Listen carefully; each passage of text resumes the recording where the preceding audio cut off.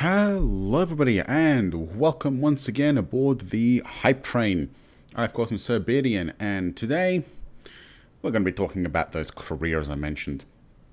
So in C# Aurora, the rules for accidental death and commander health remain as they are in VB6. As they get older, their health deteriorates and increases the chance that they will eventually bite the dust. Retirements, however, are handled differently. A naval officer will be checked for the potential for retirement from service once the length of his career exceeds the minimum retirement time for his rank. The minimum retirement point is 10 years for the lowest rank. For other ranks, it is equal to 10 plus 5 years for every level of rank above the minimum. So assuming Lieutenant Commander was the lowest rank, minimum retirement will be 10 years after career start for Lieutenant Commander, 15 years for Commander, 20 years for a Captain, etc.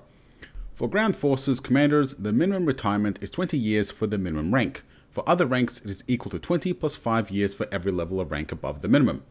For scientists and administrators, the minimum retirement is 40 years. The chance for the retirement occurring is 20% for each year beyond the minimum retirement date. This is doubled if the commander has no assignment. Each increment, the chance is checked using increment length divided by 1 year times the retirement chance. The VB6 concept of tour length does not exist in C# Aurora, so there will no longer be mass reassignments every couple of years. In addition, the removal of officers after 6 years with no command will no longer happen. Instead, C# should have a more realistic progression because of the different mechanics. Firstly, inactive or low-ranked commanders will tend to retire relatively early, which will keep overall officer numbers down and open up their commands, if one exists, for new assignments. Secondly, ships can potentially have multiple officers, which creates many more assignments. Thirdly, each ship or other officer position can only be assigned to an officer of a specific rank. As soon as that officer is promoted, he has to leave that position, which opens it up for another officer. Finally, naval officers in non-command position, XO, TAC officer, CAG, Chief Engineer, Science Officer, will be automatically assigned to any ship command position that becomes available, assuming they have suitable bonuses, opening up their previous role. Ship commander ranks are based on the following rules. First, assume lowest rank if none of the following conditions exist, otherwise use the highest applicable rank for any condition. 2. Lowest rank plus 1 for any ship class equipped with any of the following: geological or grav sensors, auxiliary control, science department, jump drive. Number 3. Lowest rank plus 2 for any ship equipped with any of the following: weapons, mill hangar bay, maintenance engineering, CIC, flag bridge. 4. Regardless of the above, any ship of 1,000 tons or less will be the lowest rank unless it has one of the control stations: AUX control, science department, main engineering, or CIC. Additional officers on the same ship have the following requirements: 1 rank lower than required ship commander rank for executive officer, science officer, commander air group, and 2 ranks lower than required ship commander rank for chief engineer and TAC officer.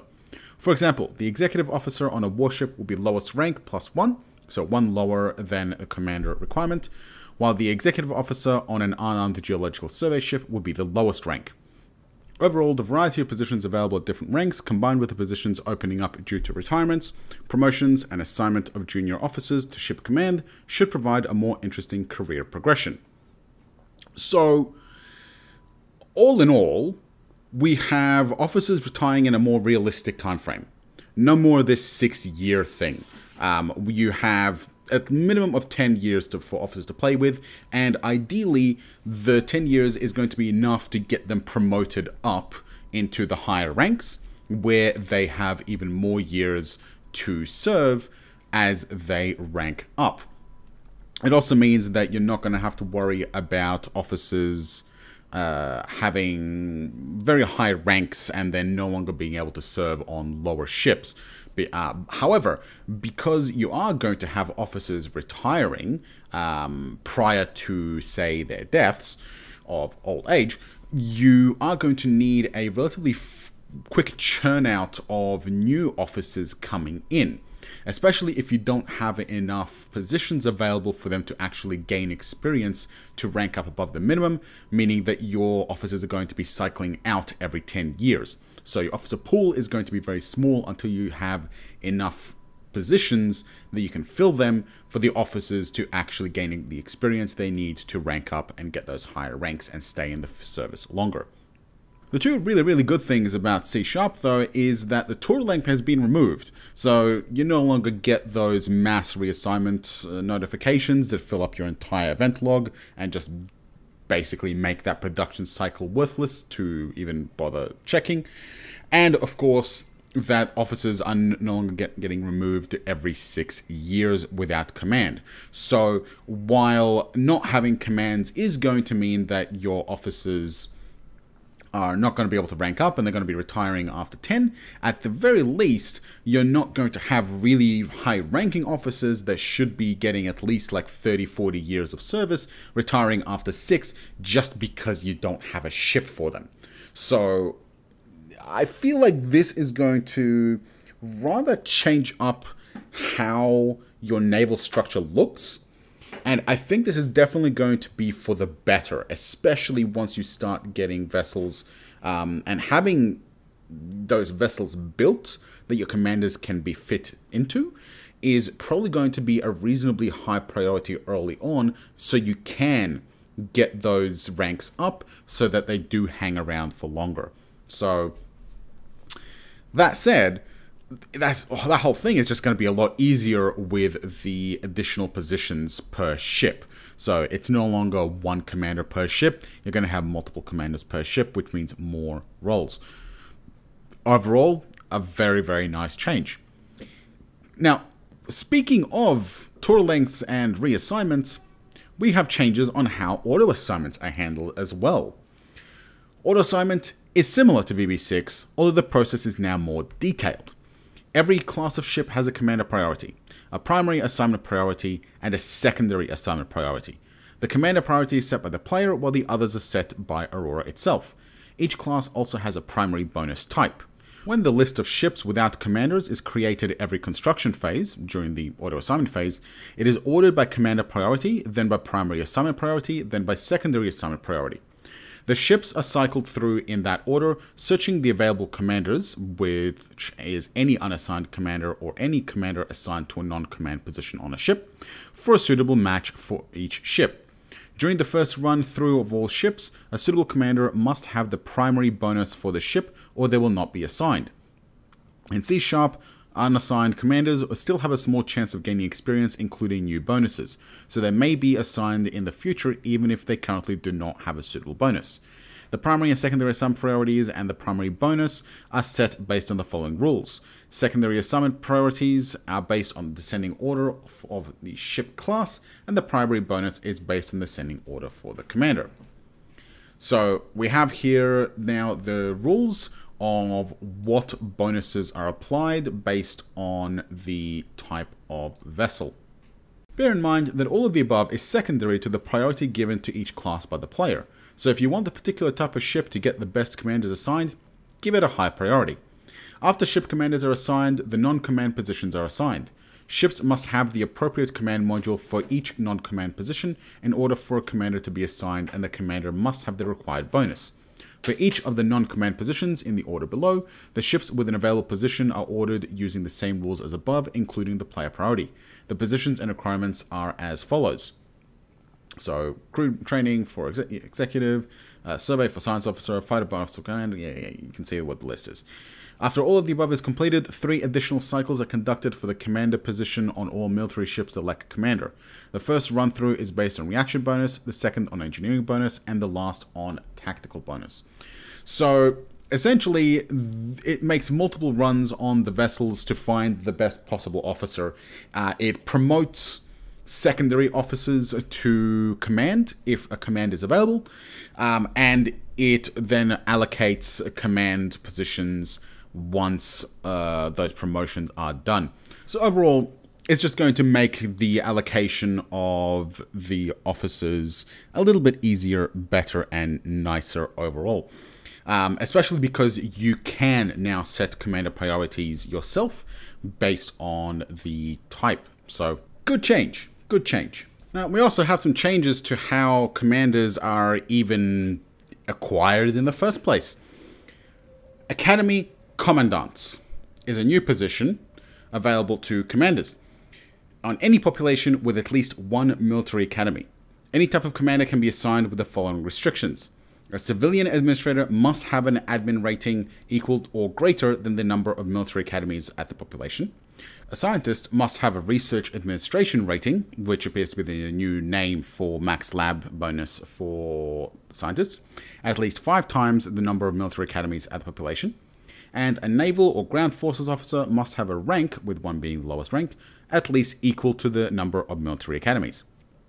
A normal distribution of new commander types from the academy is about 60% naval, 25% ground, 8% admin, and 7% scientists.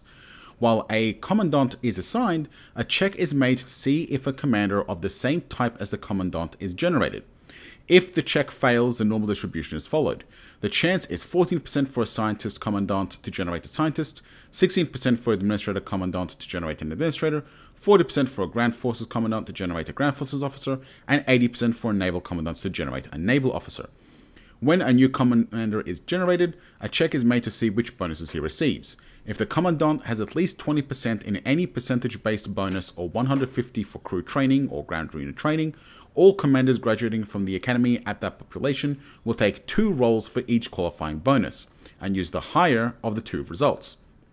If the commandant is a scientist, there is a 25% chance any scientist from the academy will have the same research specialization. If that check fails, the research specialization will be chosen randomly as normal. The new rule should allow specialization of academies on different worlds. And don't forget that you can set up a military academy on any colony, not just those with a population. So, 2 very key takeaways. Number 1, we now have a lot more sway in what kind of officers are actually generated, and being able to increase the chances of getting a scientist or an administrator, and then also having the a skilled commandant be able to give those bonuses, or give their bonuses, or have a high chance of giving their bonuses to the new recruits, means that, as Steve says, gives you a lot more specialization. So, for example, you can have a very high-ranking admiral on the Mars Academy training up all your brand new, super intelligent, super skilled naval officers, while on Mars you could have one of your best power scientists training up the next generation of power and propulsion scientists to pave the way to the future. The other key takeaway is that you can't just stack academies on one planet anymore. So a civilian administrator, if they're, say, rank 5, you can't have more than 5 academies on that planet. Otherwise, you can't allocate them to it. A scientist must have 5 times, and a naval must be of equal rank. So you can't have a level 20 academy sitting around, because good fucking luck finding a commandant that can actually be allocated to it. Which means you're going to want those additional colonies and stick your academies on there.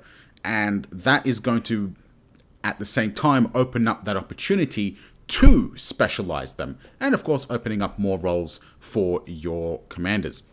Next, we have another very minor but related change to the research for ground and logistics. Because there is an increase in logistics techs for Sea Aurora, and with the planned revamp of ground combat design, which I'm very looking forward to actually talking about, the logistics ground combat research field will be split into 2 separate fields. There are now 9 research fields in total. It also means that there is now an extra specialization for our scientists to pick up. Next up, we have a very minor change to the logistics bonus. The cargo handling speed of any ship is modified by the ship commander's logistics bonus and by any bonus from the parent admin command, oh, there's that word again, of the ship's fleet, assuming the fleet is within the ARM command radius. Setting up a network of logistics-focused admin commands has the potential to boost cargo handling considerably. This is going to be very important for those worlds that are going to be seeing a lot of cargo shipments, especially civilian traffic.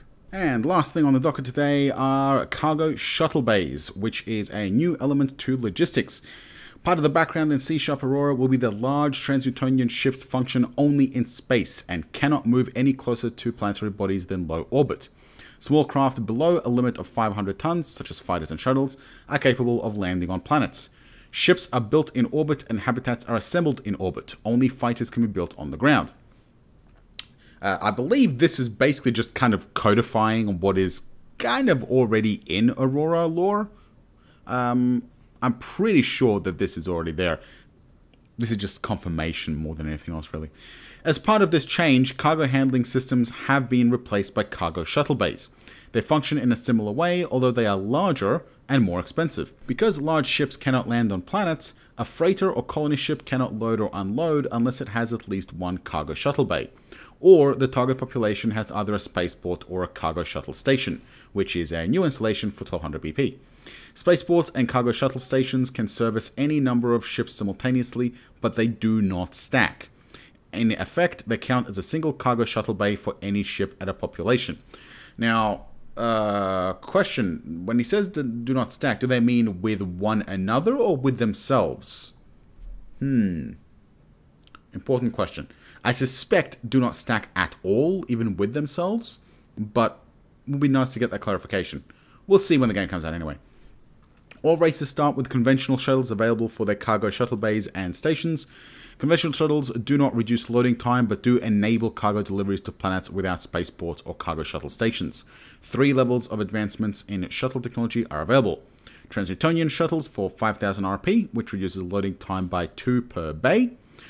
2 improved shuttles for 15,000 RP, reduces loading time by 3 per bay. And advanced shuttles for 40,000 RP, reduces loading time by 5 per bay.